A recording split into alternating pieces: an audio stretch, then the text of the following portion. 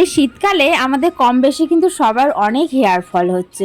তো তাই ভাবলাম আমি যে তেলটা বানিয়ে ইউজ করি তো সেটা আজকে বানাচ্ছিলাম, তো ভাবলাম তোমাদের সঙ্গে চলো শেয়ার করে দিই। তেলটা বানানোর জন্য আমি এদিকে দেখো নিয়ে নিয়েছি কারি পাতা, কালো জিরে, মেথি আর পেঁয়াজ কুচিয়ে নিয়েছি, একটু আদা কুচিয়ে নিয়েছি আর নিয়েছি দুটো আমলকি কুচিয়ে।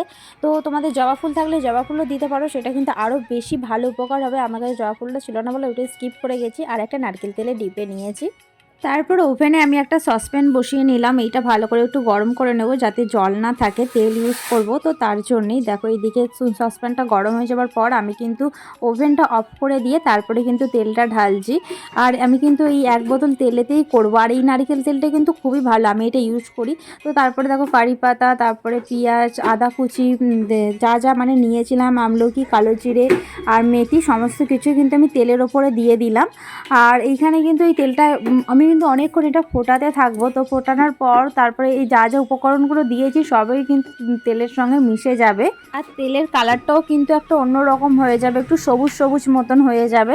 তো দেখো এখানে কিন্তু 5-6 মিনিটের মতন ভালো করে কিন্তু আমি ফোটাবো। গ্যাসের ওভেনটা আমি জোরে দিয়েই কিন্তু ফোটাচ্ছি। আর এখানে কারি পাতা আর তারপরে কালো জিরে, এগুলো কিন্তু আমাদের আমলকি, এগুলো আমাদের চুলের জন্য অনেক অনেক ভালো। তো এই আমলকি খেলেও যেমন খুব ভালো উপকার দেয়।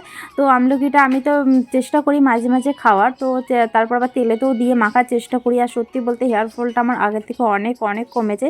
তো দেখতেই পাচ্ছ এদিকে তেলের রঙটা কেমন হয়ে গেছে। সমস্ত উপকরণগুলো কিন্তু বেশ শুকনো শুকনো হয়ে গেছে, মানে তেলেতে ফুটিয়ে নিলে যেমন হয়ে যায় সমস্ত উপকরণের রসটা কিন্তু তেলের সাথে মিশে গেছে।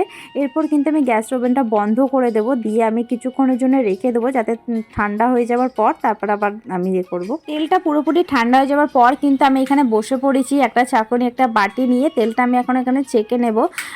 এগুলো সব নিয়ে তো আর চুলেতে আমরা মাখতে পারি না, তাহলে আমাদের আরও বেশি জোট হয়ে যাবে। তো তার জন্য দেখো এগুলো কিন্তু আমি সমস্ত কিছু ছেঁকে রেখে দেবো। আর এইটা কিন্তু তোমরা চাইলে একটা প্লাস্টিকের জার বা কাঁচের জারের মধ্যেও রেখে দিতে পারো। মাঝে মাঝে এটা কিন্তু রোদে দিলে খুবই খুবই ভালো উপকার দেয়। তো তোমরা চেষ্টা করবে এরকম করে করার। আর আমি তো এটা ইউজ করেছি একবার, তো আমার তারপরে এটা কিন্তু খুব ভালো রেজাল্ট এসছে বলে তো তারপরে দ্বিতীয়বার এটা আমি বানিয়ে নিলাম। আর এই যে এই তেলটা এখন অনেকটা দিন যাবে, অনেকগুলো দিনই আমার যাবে। তো সপ্তাহে যদি 2-3 দিন ইউজ করি তাও 1 মাসের মতন হয়ে যায়। তো ওই তেলটা যার যেমন চুল তো তার তেমন তেলটা লাগবে। তো এইদিকে দেখতেই পাচ্ছ তেলের কালারটা কেমন হয়ে গেছে, এইদিকে আমার হয়ে গেছে তেল রেডি। চলো তোমাদের ভিডিওটা কেমন লাগলো জানিও, টাটা।